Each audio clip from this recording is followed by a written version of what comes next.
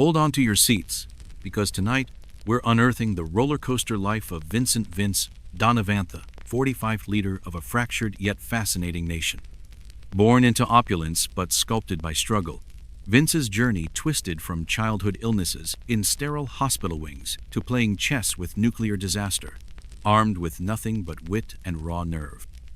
His tale isn't your average presidential puff piece. It's a window into the gilded yet gritty world of one of the 20th century's most mythologized figures. Before we dive in, let's hit pause for a moment. Smash that like button and subscribe if you're even half as intrigued as we are. And hey, drop us a note below. Where in the world are you tuning in from? And what hour are you braving for this tale?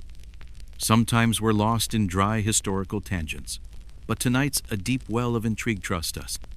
Now, settle in, switch on a fan for that low drone of comfort, dim the lights to set the mood, and let's piece together the extraordinary puzzle of Vince Donovan's legacy.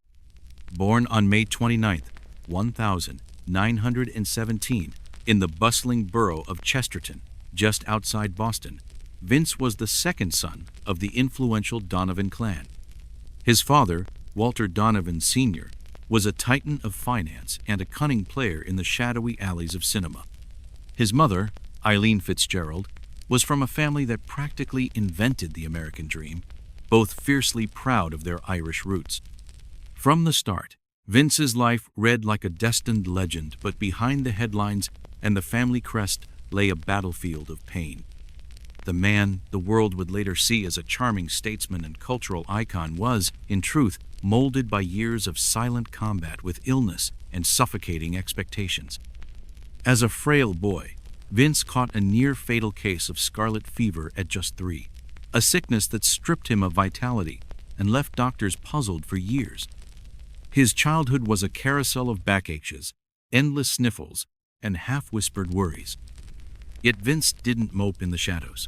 Instead, he devoured adventure stories, thick tomes of ancient heroes and fierce empires, always lost in worlds far grander than the antiseptic white walls of hospital rooms. His convalescence wasn't an excuse, it was a crucible for his imagination. The Donovan home was a roaring furnace of ambition and competitive spirit. Walter Donovan Sr. was a commanding figure, equal parts mentor and storm cloud. He'd clawed his way up the cutthroat world of money and movies, always with a politician's smile and a predator's gaze. But his real ambition wasn't his own story, it was his son's future. And everyone in Chesterton knew it. Vince's older brother, Theo Donovan, was the golden child. Brawny, confident, a natural leader. Everyone assumed he'd someday waltz into the highest office in the land, no questions asked. Vince, by contrast, was the wiry one, the one who always seemed to be half a step behind physically, but with eyes that missed nothing. He was armed with a razor wit, a ceaseless curiosity, and an ability to endure hardship that would put most prize-fighters to shame. At school, Vince was equal parts prankster and philosopher. He wasn't always top of the class, partly because he was often stuck in bed, battling fevers and strange pains. But he clawed his way into Whitmore Academy, a venerable prep school where teachers quickly learned to watch out for his sly sense of humor and knack for debate. Classmates later recalled how Vince could skewer a pompous teacher's point with a single, devastating quip. Still, few could have predicted that this slender, sickly second son would one day sit in the war room of the world's most powerful military, his finger hovering near the launch codes. But for Vince, each hospital stay was a lesson in resilience, every setback a chance to sharpen his resolve. As the 1930s thundered into the stormy 1940s, Vince stood at a personal crossroads. Freshly minted from his Harvard years in 1940, he published a piercing critique titled "Why Albion Napped," a scathing analysis of Britain's hesitations before World War II.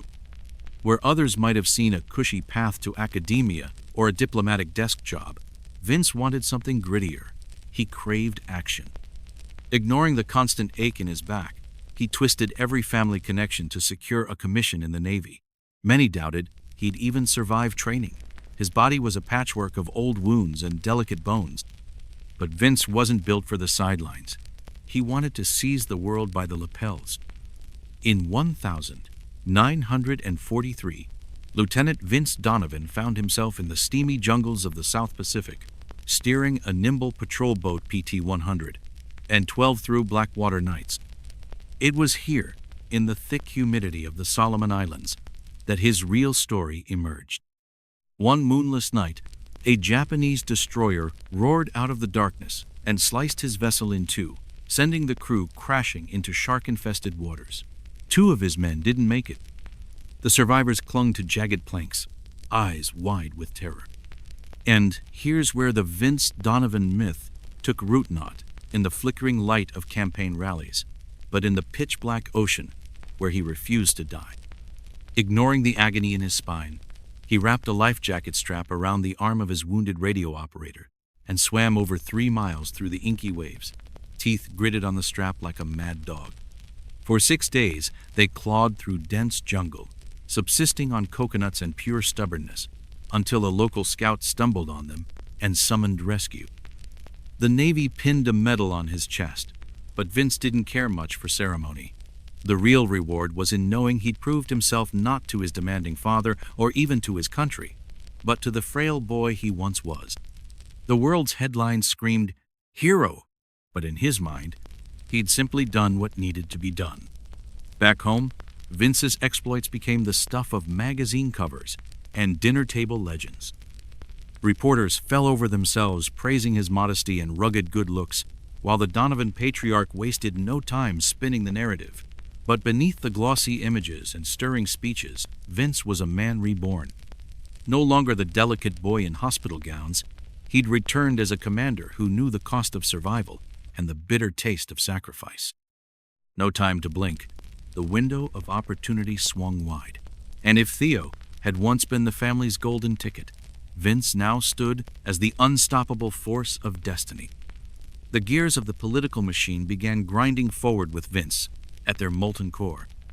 When Vince Donovan stepped back onto American soil after the war, he carried more than just ribbons and tales of survival. He brought back an unspoken gravity, the mark of a man who had stared death square in the eyes and come out the other side, wiser but no less fragile.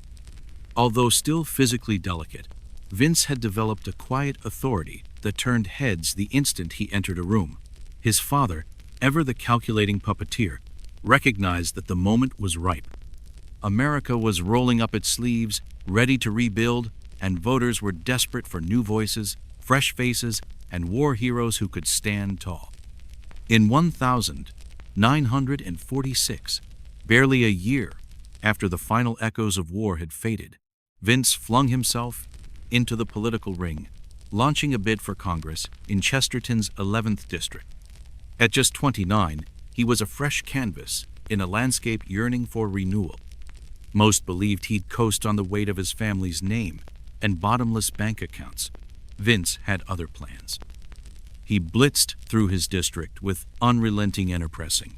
The flesh at factory gates, sharing jokes with welders on lunch breaks, and listening to the working folk as though their stories were more valuable than campaign slogans. Sure, his war record earned nods of respect, but it was his sly grin and laser-sharp intellect that captured hearts and turned doubters into diehards.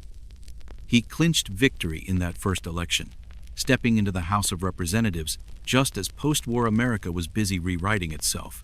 But Vince wasn't there to be another seat warmer. In fiery speeches, he challenged his party's dogmas, upended tired assumptions, and painted himself as an independent spirit, a rare breed of Democrat who preferred truth to safe platitudes. In the 6 years that followed, Vince honed his political craft. He learned when to listen, when to pounce, and when to keep his cards close. But ambition simmered beneath his boyish grin, and in 1952, he took aim at an even bigger prize, the Senate seat occupied by Republican heavyweight Henry Lodge Jr. The campaign was a clash of titans, expensive, brutal, and watched by the entire state like a high-stakes prize fight. Vince's mother and sisters transformed into a campaign juggernaut, tirelessly pounding pavement, while his father bankrolled a media blitz the likes of which Chesterton had never seen. The payoff was a resounding upset. Vince bested Lodge in a victory that sent political shockwaves rippling across the state. As a newly minted senator, he continued to climb the rungs of power. But even as his star rose, his body remained a minefield of hidden pain. The once fatal scarlet fever had left his insides delicate, and a mysterious adrenal condition, Addison's disease, was slowly eating away at his strength. His back was a constant agony, and more than once he found himself under the surgeon's knife, rolling the dice on experimental spine repairs that nearly killed him. Yet the public saw none of this. The legend of Vince Donovan was a meticulously guarded tale, carefully scrubbed clean of frailty and fear. His handlers knew the Kennedy mystique scratch that the Donovan mystique had to be bulletproof. Still, even as he spent nights clutching ice packs and stifling groans, Vince's ambition only burned brighter. His speeches now crackled with the electricity of national dreams. Photogenic, articulate, and youthful, he seemed tailor-made for an era that was itching for fresh leadership. In 1956, his book Echoes of Valor won him a prestigious prize, polishing his image to a high sheen. But beneath the book tours and photo ops, Vince was already sketching out the ultimate goal, the keys to the Oval Office. By the late 1950s, Vince had become a fixture of American political lore. He was the young gun, the shining contrast to the staid old guard that clung to the reins of power. But make no mistake, he was no dilettante. Though his back left him doubled over some days, he had a singular focus: to be the youngest president the country had ever seen. So, in 1960, Vince took the plunge. At 42, he threw his hat into the ring, gunning for the Democratic nomination. Critics sharpened their knives, labeling him too green, too wet behind the ears, too Catholic. The country had never crowned a Catholic president, and prejudice simmered just beneath the surface in the hearts of many voters. Vince didn't flinch. He turned the attack lines into rallying cries, disarming them with a quip that would echo through the campaign. "I'm not the Catholic candidate for president. I'm the Democratic Party's candidate who also happens to be Catholic." His campaign was slick, modern, and built for the new world of television. Vince had an instinct for the camera lens, his team mastering the art of narrative like the old Hollywood producers he'd grown up around. Meanwhile, his opponent, Vice President Victor Nixon, was no slouch, a cunning political operator known for backroom deals and hard elbows. But on camera, Nixon had the warmth of a cold fish, while Vince projected calm magnetism. The first ever televised presidential debate was the ultimate proving ground. Nixon sweated under the harsh studio lights, while Vince leaned back, smiling faintly, looking for all the world like he'd already won. And just like that, television America's newest national addiction turned the tide. Voters weren't just hearing the candidates' words, they were seeing their souls. They liked what they saw in Vince. The election was a nail-biter, a photo finish for the ages. But on November 8th, 1960, Vince Donovan made history. At 43, he wasn't just the youngest man to take the oath, he was the first Catholic to do so. And when he stood in the icy January air of 1961, his hand raised in solemn pledge, it wasn't just the start of a presidency, it was the birth of a myth. They say a single sentence can set the world ablazing, and when Vince Donovan took the stage on that chilly January day, he unleashed a line that would echo through time. Don't ask what your country can hand you on a silver platter. Ask what you can toss into the forge to make it stronger. The crowd erupted, a tidal wave of energy sweeping across the Capitol. In that instant, it felt as though a new dawn had cracked open vitality, vision, and an optimism that cut through the fog of decades past. The Donovan White House soon earned a nickname ripped from medieval lore, Avalon. Borrowed from ancient tales of knights and kings, it conjured an image of elegance and a shining promise that Vince would soon find tested at every turn. Because behind the glimmer of Camelot-like grandeur lurked a tangled web of domestic headaches and foreign minefields, each daring to rip his administration to shreds. Vince took up residence in the executive mansion, with sky-high hopes and a to-do list that stretched from sea to shining sea. But he discovered quickly that the presidency was no joyride. It was a brutal chess game played on an invisible board. Just 3 months in, he faced his first colossal setback, one that would etch itself into the ledgers of history as a spectacular flop. The plan, inherited from his predecessor's dusty playbook, called for a covert operation crafted by the CIA's clandestine brain trust to dethrone Cuba's new strongman, Felix Cardenas, a fiery Marxist who had planted his flag a stone's throw from American shores. On paper, it sounded like a script for a Saturday matinee. Train a ragtag band of exiled Cubans, drop them in secret on the beaches of the Emerald Isle, as the locals called it, and spark an uprising that would end with Felix toppled and capitalism triumphant. Easy, right? Only it played out like a slapstick farce. On April 17th, 1961, under the cloak of night, the exiles stormed the shores only to find Felix's troops waiting like wolves at a butcher's window. The Cuban people, far from joining the cause, watched from their doorways in wary silence. U.S. air support, promised and then rescinded, never appeared. Within days, the invasion crumbled. Exiles were rounded up, the beaches stained with blood and lost hopes. The global media pounced like sharks in a feeding frenzy. America looked like a giant who'd tripped over its own shoelaces, and Vince, who had once glided effortlessly across the campaign, staged suddenly looked like a wide-eyed boy playing dress-up. His critics sharpened their pens. Allies doubted. Enemies chuckled behind closed doors. And behind the heavy curtains of the Oval Office, Vince's mask cracked. He was livid at his intelligence chiefs, at his war hawk generals, and most of all, at himself. The plan bore his signature, and the weight of its failure was his to carry. Yet in that bruising moment, Vince revealed a different kind of courage. He didn't duck for cover or spin tall tales. Standing before a skeptical press, he said simply, "Triumph has 100 fathers, but failure stands alone, an orphan in the cold." To everyone's surprise, his honesty worked. Approval numbers ticked up, not down. Americans respected a leader who owned his missteps, even as the Bay of Emerald Isle fiasco haunted him in the small hours of the night.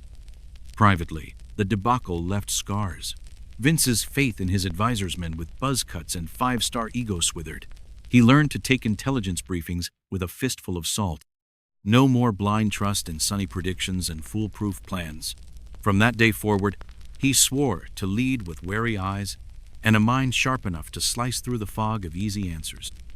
Because the next crisis wouldn't just cost headlines, it could spark global disaster. And disaster was never far. Just over a year later, in October 1962, Vince Donovan found himself standing at the threshold of a nightmare no American leader had faced before. It all began with black and white photographs snapped by high-flying surveillance planes. The images were stark and chilling. Rows of Soviet missile installations rising like skeletal fingers from the Cuban soil, their nuclear payloads aimed straight at the American heartland. The implications were gut-wrenching. In a matter of minutes, those missiles could reduce nearly every major U.S. city to smoking rubble. The stakes weren't just personal, they were apocalyptic. Vince called in his closest advisors a war council known as the Shadow Circle. They met in secret rooms, their whispers heavy with dread. Options flew across the table. Military hawks urged an immediate bombing campaign to flatten the sites, followed by a ground invasion that would leave no question of American resolve. Others calmer, cooler, head-spleeted for a diplomatic track, for reason to prevail before mushroom clouds bloomed over the world. Vince listened, but never forgot the echoes of Emerald Isle. He had seen how easily bravado and groupthink could blow up in a leader's face. This time, he moved cautiously, balancing on the knife edge between caution and action. Because now, every decision was a coin flip with history itself, and the margin for error had shrunk to a hair's breadth. He refused to let chaos spiral unchecked. Where others saw only the red mist of war, Vince Donovan found a thin thread of reason and clung to it. The generals wanted to flex iron fist bombs, blockades, a fiery show of American might. But Vince chose a different path, a naval quarantine. He refused to call it a blockade after all. That would have been the same as raising the battle standard. Instead, the message was clear as a clarion. No more missiles, or the United States would be forced to act. For nearly 2 weeks, 13 long days, the entire world seemed to hold its breath, lungs tight with dread. Soviet ships rumbled toward the line drawn in salt water, and American troops waited, nerves like live wires, as the military ratcheted up to DEFCON 2, just a single misstep away from a world-ending maelstrom.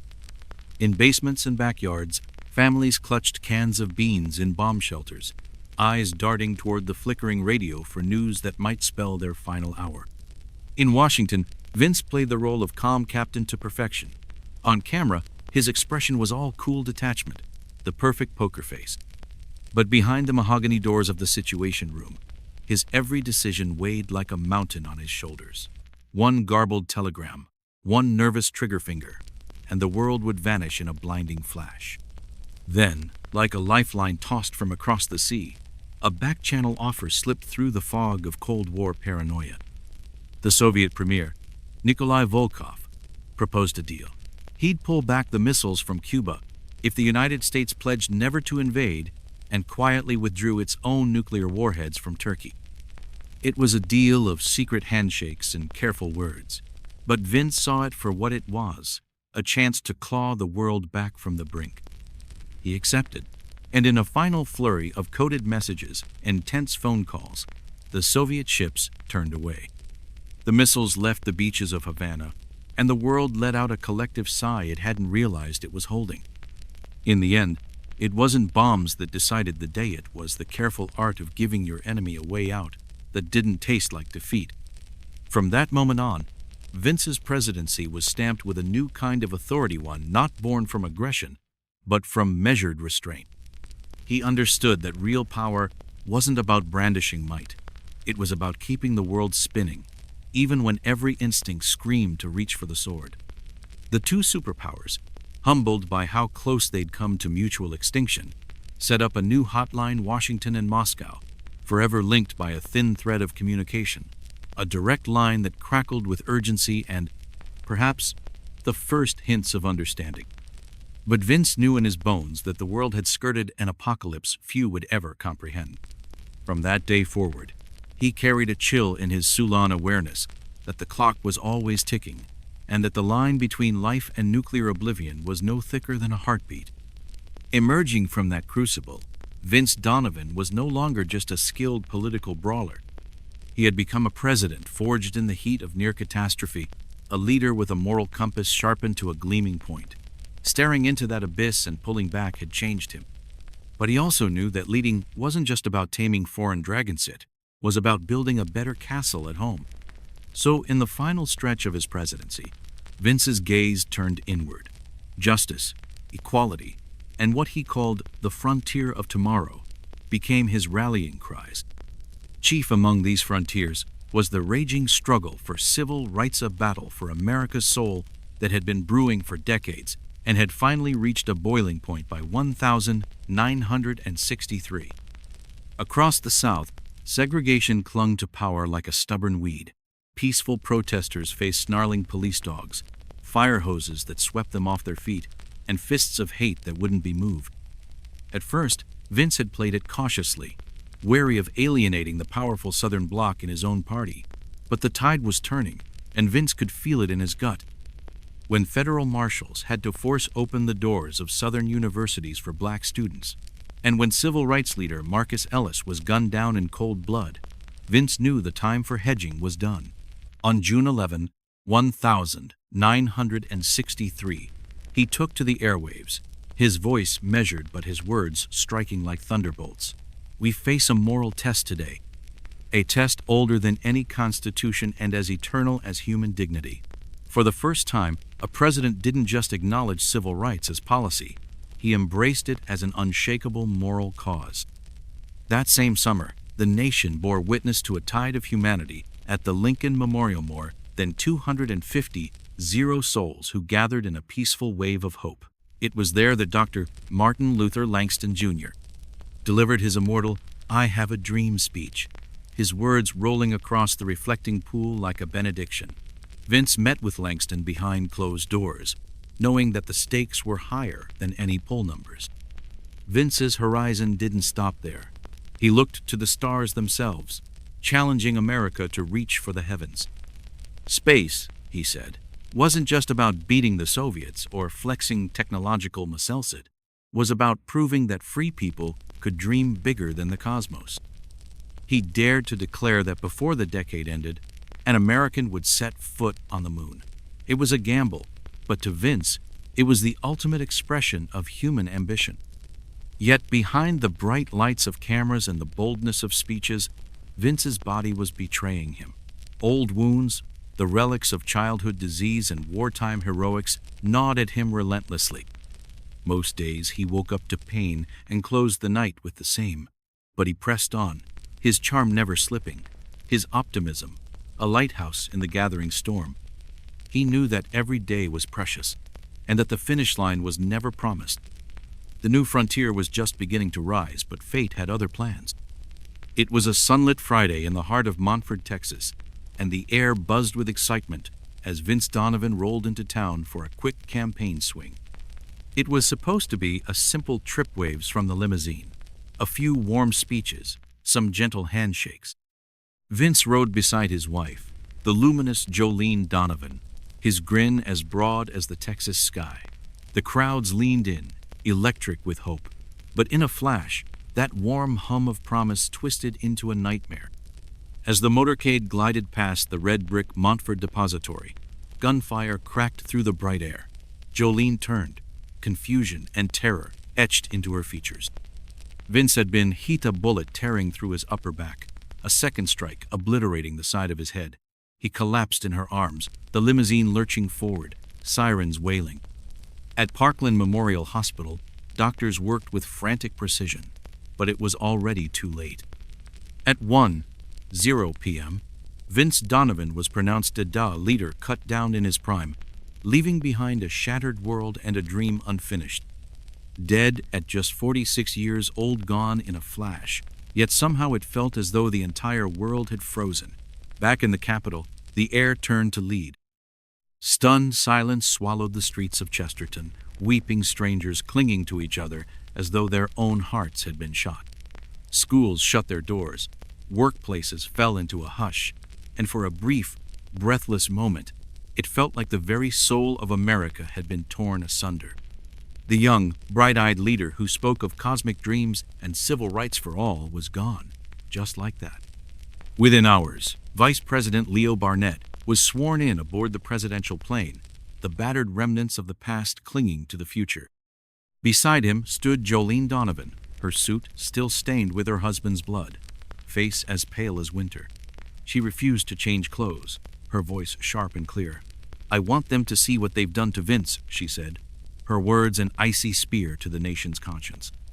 The man accused of killing Vince Harvey Lawton was nabbed within hours, the nation's disbelief giving way to a swirling storm of speculation and dread. But 2 days later, that shock turned to raw disbelief when Harvey himself was gunned down on live television by a nightclub owner named Jack Ruby, a man with shadows in his eyes and secrets in his pockets. In that instant, conspiracy theories burst into full bloom. Was it the Soviets? The CIA? A tangle of mafia debts?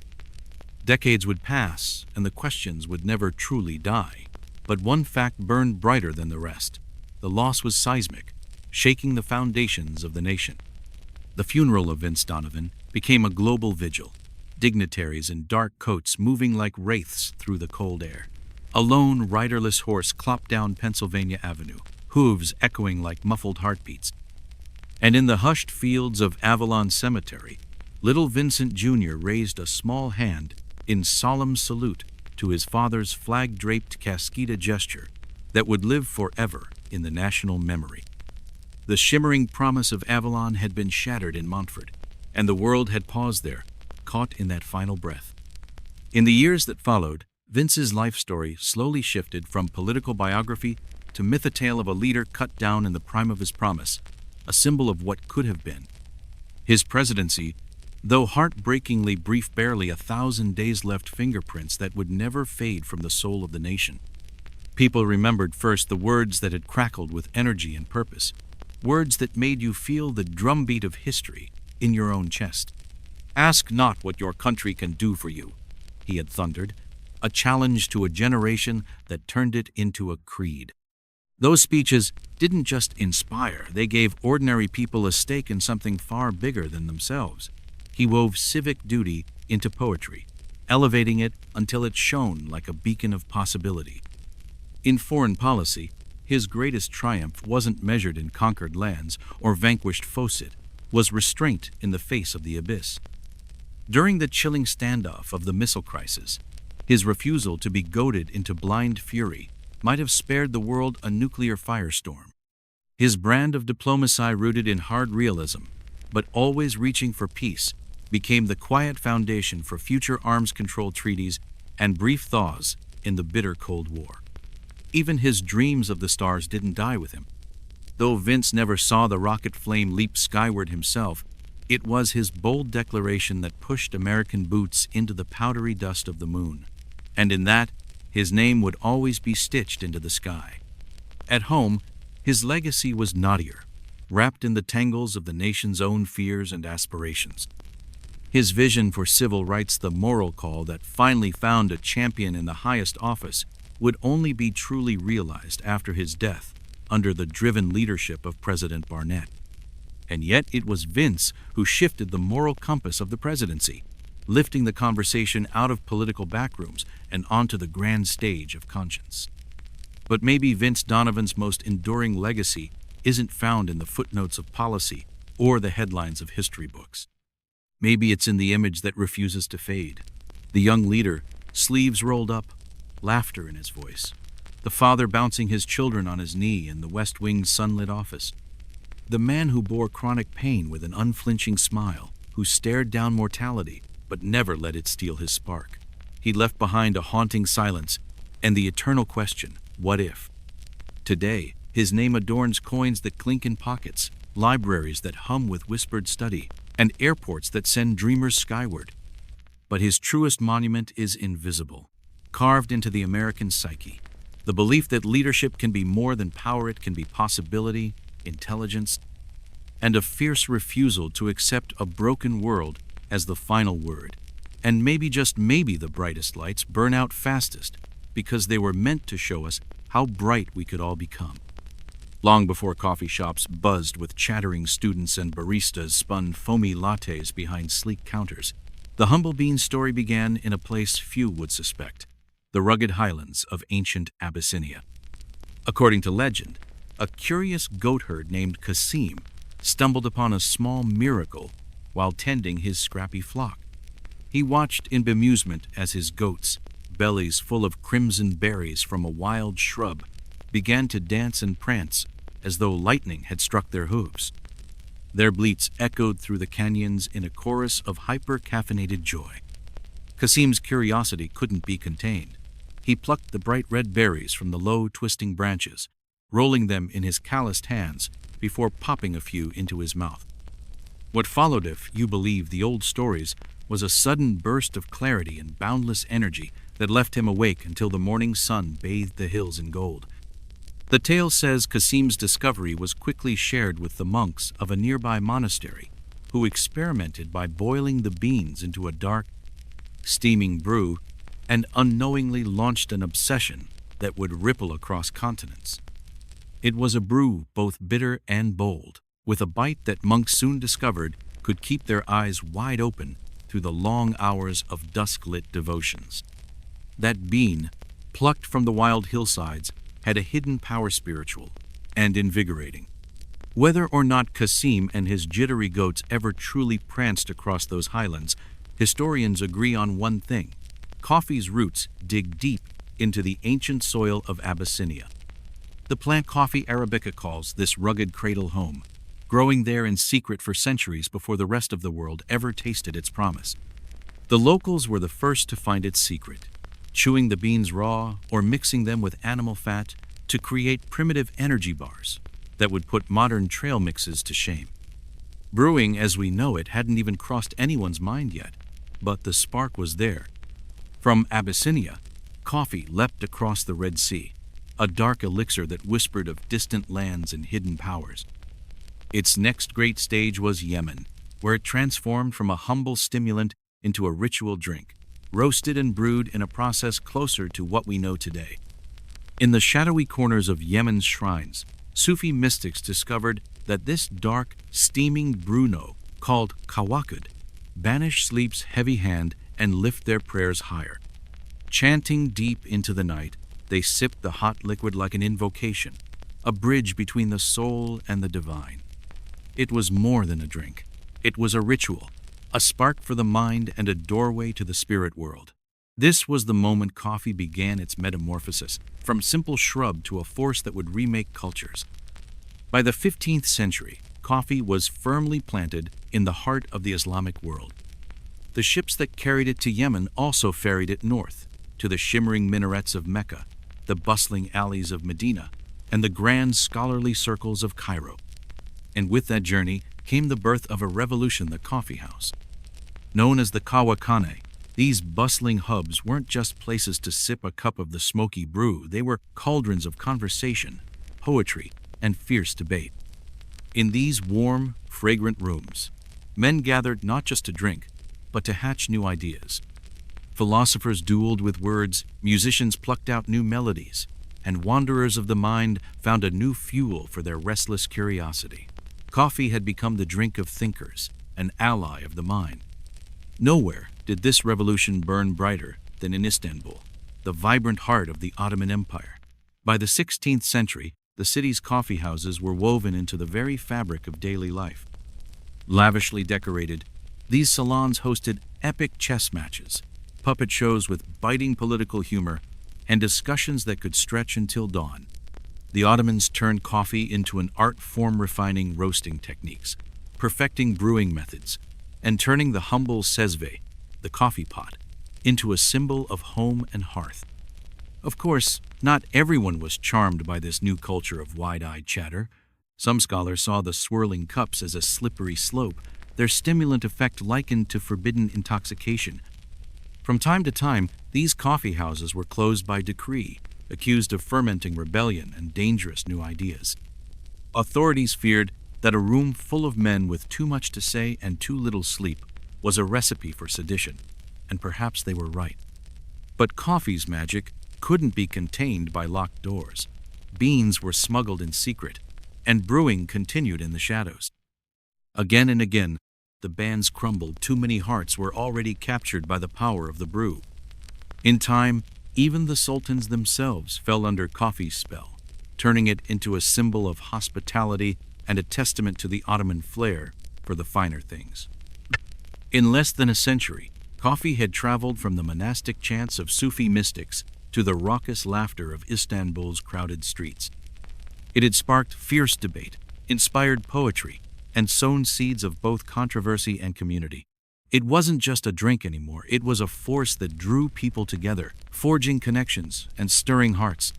For centuries, the Arab world guarded this gift like a secret treasure. Yemeni traders roasted or boiled every shipment before it left port, determined to keep the fertile seeds from sprouting anywhere else. They understood exactly what they had, not just a commodity, but a cultural jewel, a monopoly worth protecting with every last ship. But in the 1600s, that tight grip on coffee's future finally began to crack.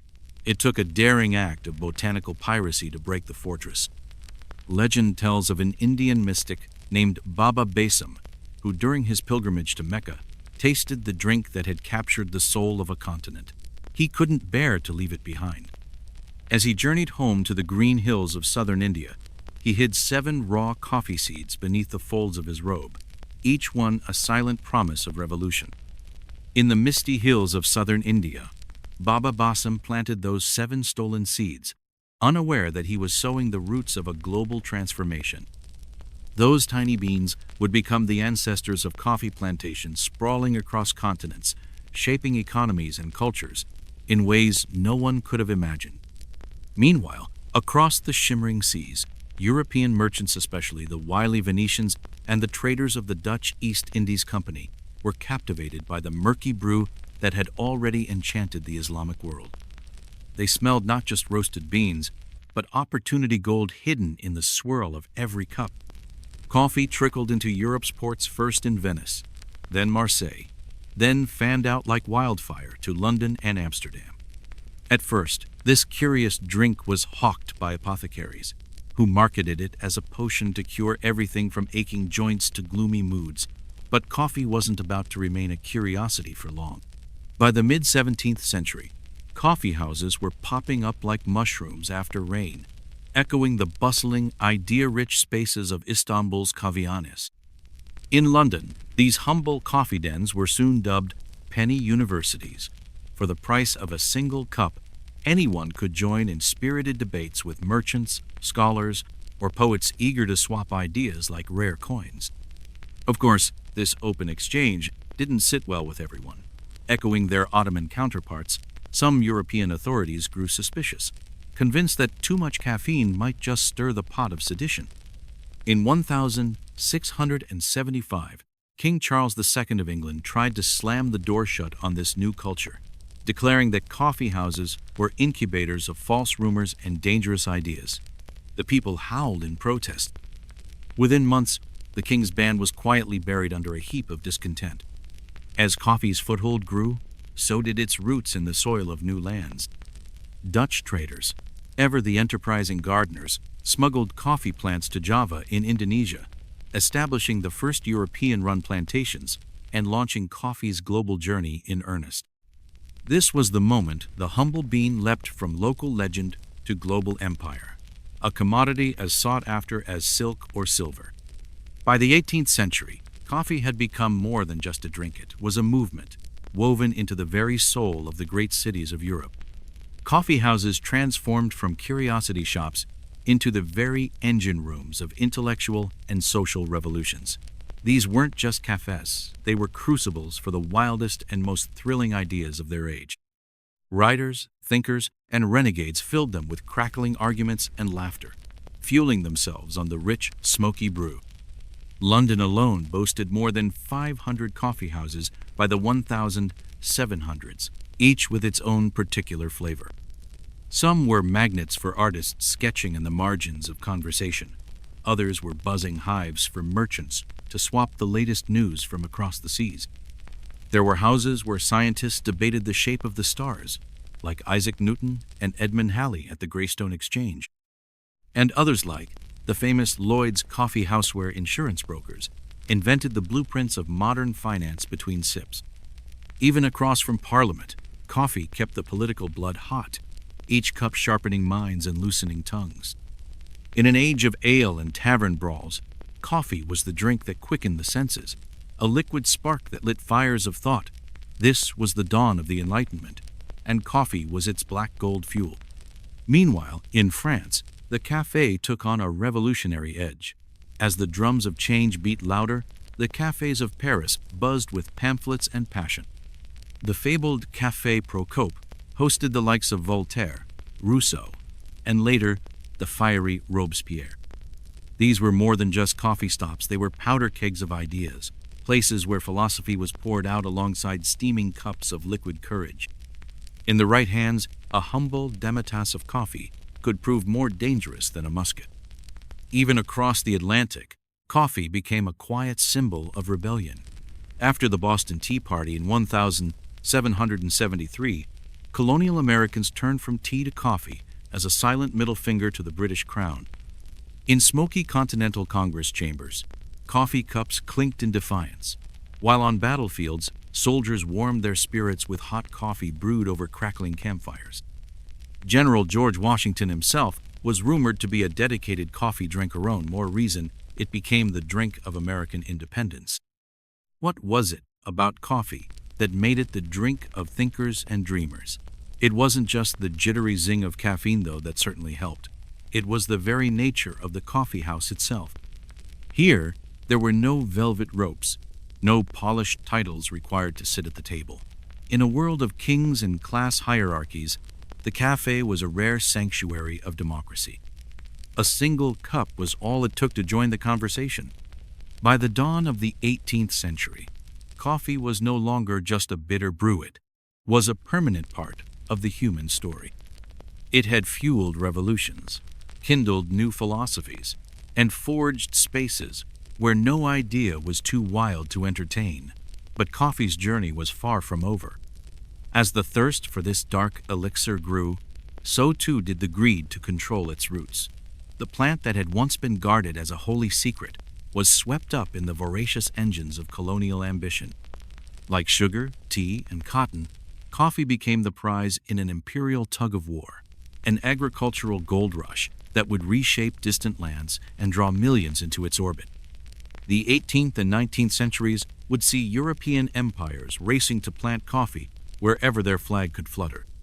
From Java's lush plantations to Caribbean islands where the air itself seemed to hum with possibility and peril, coffee was no longer just a drink, it was a catalyst for an economic and cultural conquest that would ripple through the centuries to come. Across vast oceans and dense jungles, coffee's tangled roots took hold, reshaping entire ecosystems and societies to fuel a world gripped by the bean's siren song. The Dutch had already stolen a head start, weaving coffee's future in Java's rich volcanic soil by the late 1600s. From there, coffee spread like a restless wind, carried not by curious wanderers but by the ambitions of empire. The French planted the bitter bean in the sun-drenched soil of the Caribbean, most notably on the island of Saint Dominique, modern-day Haiti. The Portuguese carried it into the verdant hills of Brazil, while Spanish ships ferried coffee plants to Central America's rugged shores. Wherever the climate welcomed it, coffee took root. Imperial ambition was its seed, and the promise of profit its fierce gardener. But this booming expansion hid a shadow. Behind every green sprig of coffee was a story of forced labor, of enslaved men and women bending under the weight of burlap sacks filled with beans destined for distant palaces.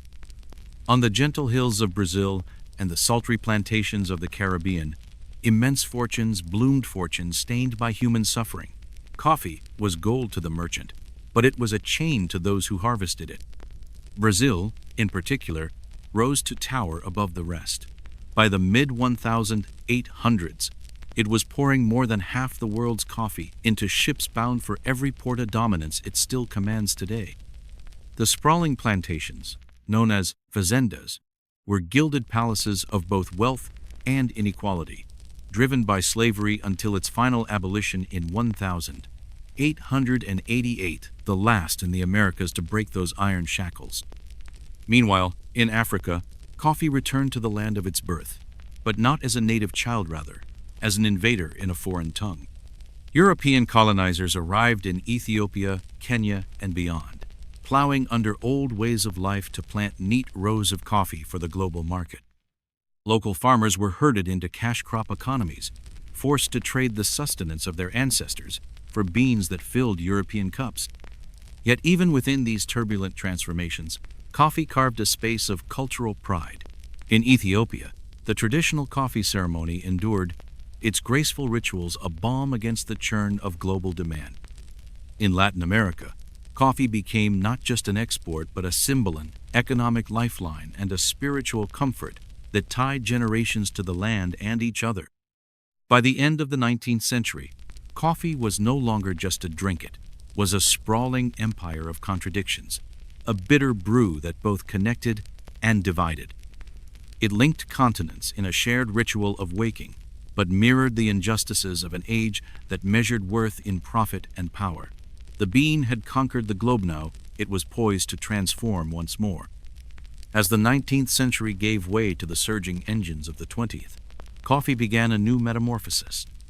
No longer just the currency of colonial trade, it became a modern necessity, a daily fix that fueled factories, offices, and the whirring wheels of industrial life. Urbanization, new technologies, and the march of progress shifted how people drank coffee and what it meant to them. In workshops and train stations, at factory gates and bustling city corners, coffee was the fuel that kept the new world spinning. No longer just the realm of aristocrats and wandering scholars, It became the elixir of the common worker, an unassuming companion to the dawn whistle and the midnight shift. A turning point in the story came in 1901, when an Italian engineer named Luigi Bizzarro patented a contraption that would change coffee forever. His design forced pressurized water through fine coffee grounds, conjuring a brew that was dark, potent, and astonishingly fast. What had once taken minutes now took seconds. The espresso was born, strong, concentrated, and bracing as a slap. In Milan's cozy cafes and Rome's bustling bars, this new culture took root. Unlike the slow, candle-lit rituals of the Ottomans or the leisurely debates of the Enlightenment, the espresso was direct and unflinching coffee as an exclamation point. Italians leaned against polished counters, knocked back a shot, shared a few wry words, and were gone. This was coffee for the age of speed. Meanwhile, across the Atlantic, coffee was weaving itself into the fabric of American life. Mass production made it cheap and accessible. In 1900, the enterprising Hills brothers unveiled vacuum-packed coffee in sturdy tins, stretching the bean's reach from coast to coast and giving it a new home in every kitchen cabinet. During the World Wars, American soldiers were issued instant coffee in their rations, gritty, bitter, but beloved all the same. It became a small taste of home in the mud and thunder of distant battlefields, a comfort that didn't waver even as the world trembled. By the mid-20th century, the bean was everywhere. Diners with neon signs and gleaming counters offered bottomless mugs. The whistling percolator became a morning chorus in suburban homes. In the break rooms of offices, coffee pots gurgled with life as workers leaned in to share rumors and jokes. On commuter trains, paper cups kept tired, hands warm. The ceremony of old was gone. Coffee was no longer an event. It was the background hum of modern life. But as the convenience of instant coffee swept across the world, something was lost. The deep, complex notes of carefully roasted beans were drowned in the rush for speed. Coffee became a necessity, not an experience, an afterthought, rather than a shared joy. And yet, in the shadows of this industrial boom, the bean waited ready for its next rebirth. The next chapter of coffee's story wasn't scripted by colonial greed or industrial revolution. It was born from a quiet hunger to rediscover its soul. A gentle rebellion was brewing, one that would peel back the layers of convenience and routine and return coffee to its roots, one patient pour at a time. By the late 20th century, coffee had become an almost invisible constant, simmering in battered carafes in gas stations, dripping from countertop machines in kitchens and office break rooms across the world. Dependable, but bland. Predictable, but without heart. Yet beneath the daily grind of instant powders and bottomless diner mugs, a fresh curiosity was taking root, a small but determined movement that believed coffee was more than a jolt of caffeine. It was a craft. Thus emerged what would be known as the third wave of coffee. Unlike the first wave, which was all about accessibility and mass production, or the second wave, which built empires of cafe culture and caramel swirls, hello Starbucks, the third wave was a quiet call to reverence. Coffee was no longer just a product, it was an experience worthy of respect. Drinkers, roasters, and baristas began to treat coffee the way others might treat a fine vintage of wine, as a product of soil and sun, of care and cultivation. This movement found its first pulses in cities like Portland, Oslo, Melbourne, and Tokyo. In these corners of the world, small batch roasters and indie cafes threw out the old rule book. They championed single origin beans, meticulous light roasts, and brewing contraptions that looked like something out of an alchemist's lab. Chemex, AeroPress, siphon brewers. These tools, once relegated to curious inventors and laboratory tinkerers, became the centerpieces of a new kind of coffee ritual. In these cafes, time slowed, conversations deepened. Coffee was sipped, not chugged. Each pour-over was a testament to patience and precision. Baristas became storytellers and artisans, guiding drinkers through cupping sessions and swirling the conversation around aroma and aftertaste. No longer just a fix, Coffee was a shared meditation and invitation to pause and savor. Central to this awakening was a new ethos of transparency and sustainability. Roasters cut out the exploitative middlemen and forged direct relationships with farmers. Bags of beans now read like travelogues, listing elevations, processing methods, and tasting notes that danced across the tongue. These weren't marketing gimmicks, they were a way to honor the journey from seed to cup. Of course, the third wave didn't arrive without a few growing pains. Prices climbed higher than ever, and tastes shifted dramatically. Gone were the comforting dark roasts that tasted of earth and embers. In their place came bright floral profiles that challenged old palates and sparked debate. Some called it snobbishness, a caffeinated elitism for hipsters in skinny jeans.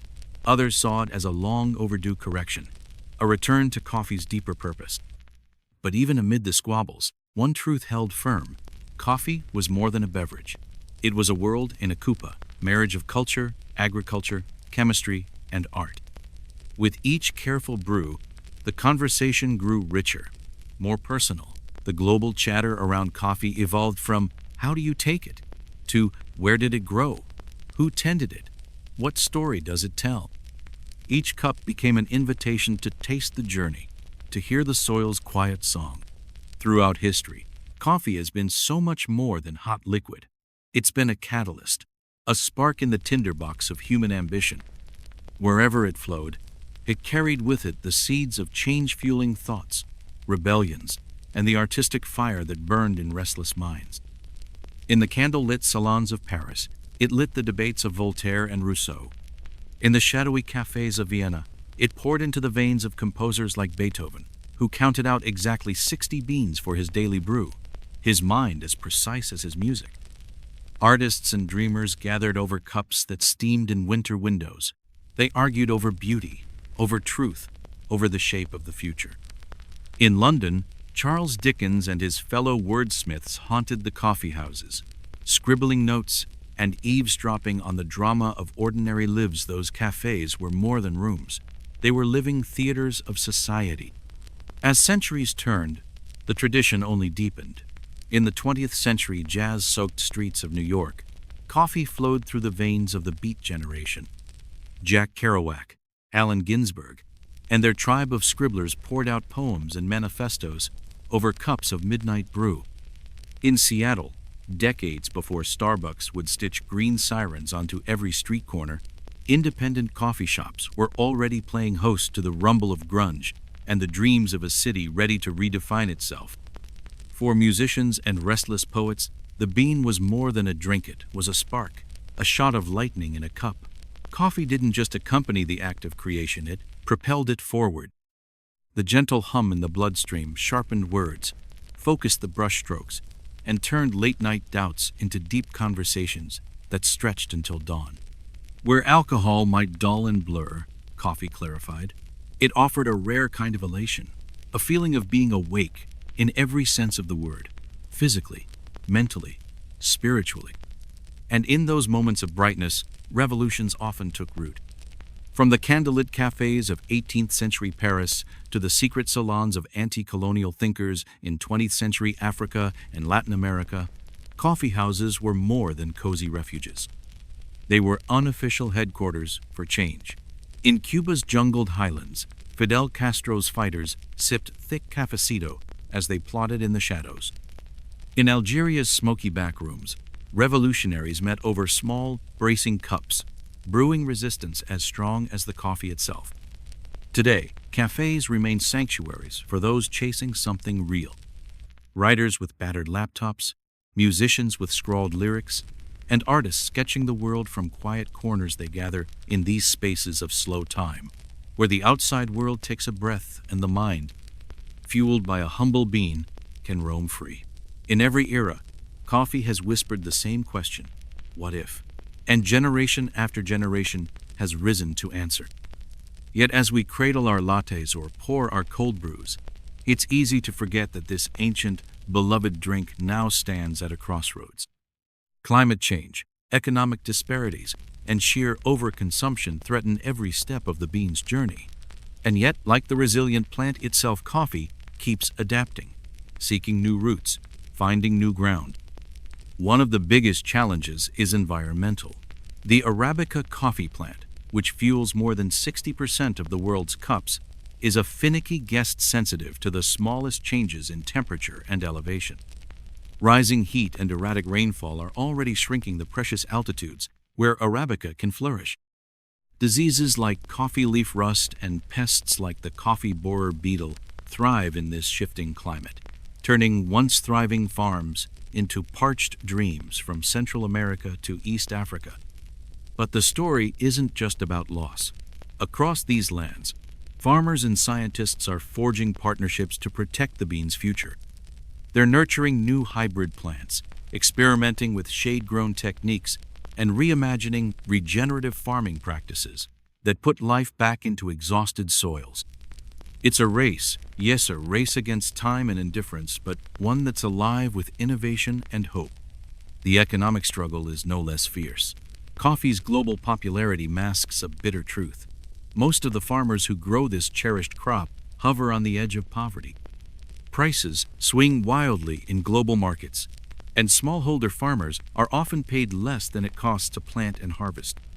In response, fair trade, direct trade, and transparent sourcing are on the rise as signs that consumers are beginning to ask deeper questions. Who grew this cup? What did it cost them? What story does it tell? Even as the landscape shifts, technology is weaving itself into coffee's future. From app-controlled brewers in home kitchens to precision roasting algorithms that can read a bean's chemical signature like a fingerprint, science and craft are merging in new and astonishing ways. Artificial intelligence, once the stuff of science fiction, is now learning to detect flavor notes and suggest brewing methods tailored to each roast. Yet even as coffee's future grows more high-tech, its heart remains achingly human. It's still about connection, comfort, and the quiet magic of conversation. Culturally, we're seeing a beautiful cross-pollination. Japanese pour-over techniques are inspiring baristas in Paris. The ancient coffee ceremonies of Ethiopia are finding new homes in cafes from New York to Nairobi. Cold brew, once an American novelty, is now a global obsession. The world of coffee is smaller than ever, but its flavors and traditions are more diverse than they've ever been. So where does this journey go from here? Maybe the real future of coffee won't come from silicon chips or corporate labs, but from a return to its roots, from honoring the calloused hands that harvest the cherries, from preserving the rituals that have turned brewing coffee into an art, from listening to the stories that swirl in every cup. Because in the end, that's what coffee has always been. Not just a drink, but a living thread that ties us to each other, one shared moment, one small act of comfort, one steaming cup at a time. Their mastery of the saddle and sword turned them into the heavy hitters of medieval warfare. These were the early knights-mounted warriors who rose to prominence in the chaos of a broken Europe. The feudal system gave them land in exchange for their unyielding loyalty and unwavering blades. A lord would grant a fief a swath of land to a man who could fight, and soon enough, armored cavalry were the unstoppable force on every battlefield. Their power was undeniable, but it also had a dark edge. Many knights slipped the leash of chivalry before it was even imagined, becoming warlords who plundered and pillaged in the name of ambition. Villages trembled in their wake, and kings fretted as these self-styled rulers carved out petty empires for themselves. Their violence was a problem that no fortress wall could contain. Both secular rulers and the church saw the writing on the wall. If these warriors were to hold so much power, they needed more than laws to guide them. They needed a code. And so, from the bloodied fields of conquest and the candle-lit halls of monasteries, the first glimmers of chivalry took root. It wasn't the romantic pageantry of later ages, but a practical solution, a moral bridle to restrain the charging warhorse. The church stepped in as the grand moral architect, recasting knights not as brutal enforcers but as protectors, guardians of faith, and champions of the helpless. They were to raise their swords only in service to God and justice. This transformation took on new weight during the Crusades. As Christian armies pushed toward the Holy Land in the late 11th century, Knights weren't just warriors, they were soldiers of the cross. Priests blessed their weapons, and the red cross sewn on their chests wasn't just for show, it was a promise of divine purpose. Thus the knight's image began to evolve. No longer just a hired blade on horseback, he became a symbol strength, tempered with mercy, power ruled by virtue. His sword was still sharp, but it was no longer his own. It was a blade wielded in service to ideals greater than any single battle. The code of chivalry was never neatly written down in some holy tome, nor did a single king or council dictate its words. It was a living thing-a-tangle of warrior tradition, Christian teaching, and courtly customs that shifted and grew over centuries. But at its core, the message was crystal clear. A knight was to be more than a killer in iron. He was to be a model of virtue and restraint. Loyalty was paramount to his lord, to his brothers in arms, to the very oath he swore. A knight's word was his soul. To break it was to break himself. Honor wasn't pride or empty boasting, it was a quiet, unwavering commitment to what was right, even when no one was watching. Courage was expected, but not the kind that ran headlong into slaughter. A true knight was to be brave, yes, but also wise to know when a battle was righteous and when it was folly.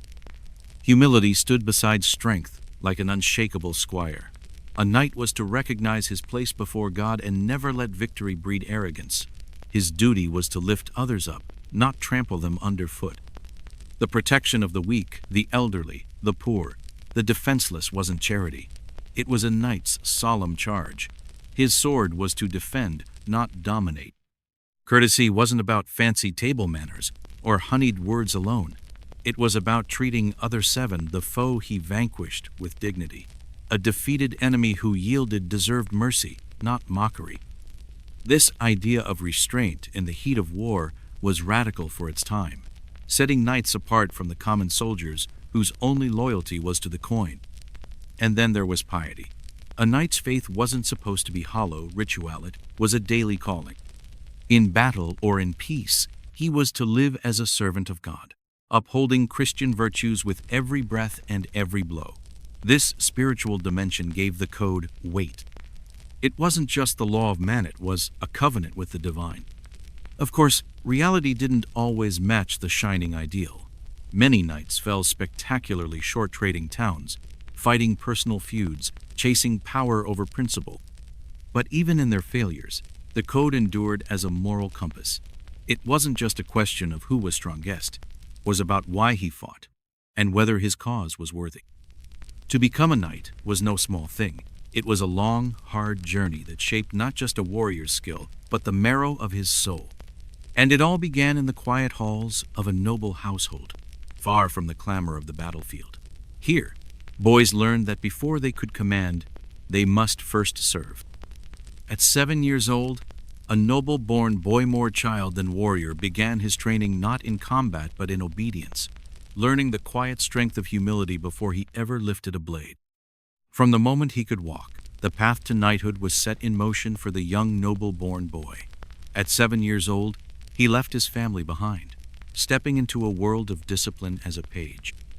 In this first step toward knighthood, he learned far more than how to sit properly at a table. He was drilled in Latin prayers, the quiet codes of courtesy, and the art of making his every gesture speak of dignity. Yet life wasn't just about hushed voices and stiff postures. Pages also learned to ride with confidence, to wield a wooden sword, and to begin shaping the instincts that would one day decide life or death in battle. But above all, a page was taught the most crucial lesson of obedience. Before a man could lead, he had to learn to follow, to understand the weight of duty and the strength of submission. As he grew into his early teens, the page became a squire. This was a time of relentless training, both in the ways of war and the ways of the soul. Under the watchful eyes of a seasoned knight, the squire honed his craft, the thunder of hooves in a joust, the elegant arcs of a sword in practice, the careful knock of an arrow. He tended the knight's armor and horses, bandaged wounds after battle, and learned not just the tactics of combat, but the honor that was supposed to shape every blow. The squire's education reached beyond bloodshed, too. He learned music and poetry, the soft arts of courtly life that made a warrior more than a killer. Public speaking, the delicate art of letter writing, and even the whispered rites of courtly love, these were woven into the tapestry of his training. The chivalric devotion to a noble lady, often more a dream than a flesh-and-blood reality, taught him to hold something higher than himself. Through battlefields or years of loyal service, the squire proved his mettle, and when at last he was deemed worthy, the moment of transformation arrived. The ceremony of knighthood was a ritual both solemn and profound. It began with a symbolic bath, a cleansing of more than just skin, washing away the sins and childishness of his past. Dressed in white for purity, red for courage, and black for the humility of one ready to die in service, he entered a chapel alone to keep vigil through the night. There, in the flickering light of candles, he knelt before the altar, his sword by his side. Each whispered prayer was a final preparation, a binding of spirit to steel. At sunrise, the formal ceremony began. A priest blessed the sword, praying it would be wielded for justice, never cruelty. Then came the accolade, the gentle touch of steel to each shoulder by a lord or king, sometimes even a kinsman. In those silent strikes, the boy was no longer a squire. He was a knight alive in the code that demanded he be more than a brute in armor. It wasn't just a promotion, it was a rite of passage, a moment that drew a line between raw power and disciplined purpose. The oaths spoken were as weighty as the blade itself: to protect the innocent, to be loyal to one's lord, to uphold the truth, and to defend the faith. Though the details shifted across kingdoms and centuries, the essence remained. The sword was no longer his alone. It belonged to a higher calling. Gifts often followed a sword of his own: a proud steed, shining spurs, or even a simple ring to mark the bond. Feasts were thrown, toasts raised to the newly dubbed knight. But in the quiet moments, every new knight knew that the oath he carried was a weight that would never lighten. To break it was to risk more than dishonor it, was to risk his very soul. Knighthood wasn't a title bought by birth or wealth, it was earned through sweat and tested in fire. Once claimed, it was carried like an invisible shield for the rest of a man's days, whether in battle or in peace. To be a knight was to wield the blade, but to also know when to sheath it. In a world where chaos reigned and violence was a currency, the code of chivalry asked for something rare: control. Knights were trained to fight with ruthless precision, but the code demanded they temper that violence with justice and mercy. On the field of battle, where death could come in an instant, knights were expected to honor even the lives of their enemies. If a fellow noble yielded, he was to be spared, not butchered, a prisoner to be ransomed, not a corpse to be stripped. It wasn't just kindness, it was the custom of warriors who recognized each other's worth, even across clashing blades. The code also forbade wanton destruction. Knights were taught to spare the innocent, the women, children, the clergy, and the peasants whose lives played out beyond the clash of swords.